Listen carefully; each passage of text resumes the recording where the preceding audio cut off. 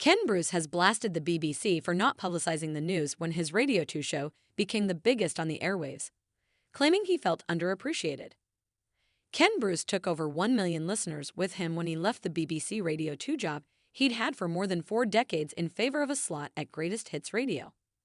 Now, in a new interview, he has revealed that he's struggled with his achievements not being acknowledged more publicly by the BBC.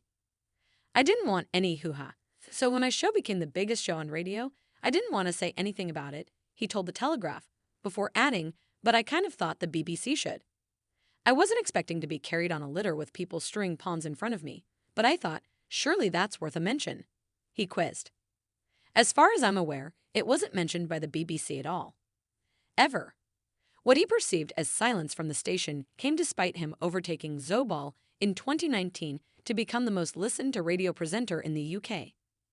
Ken now broadcasts to a mammoth audience averaging 3.8 million listeners over on Greatest Hits Radio, and he has detailed some of the reasons he decided to make the switch.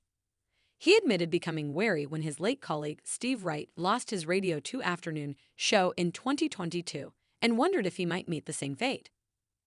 "I had already made up my mind to go before that happened to Steve, but I suppose it did kind of make me think, well, that could happen to me, this year, next year, whenever.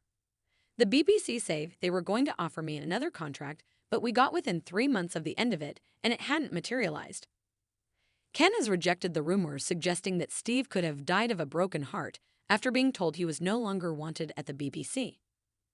That said, he does feel that his age, 67 at the time, could have been a factor, as the channel sought to attract a younger audience.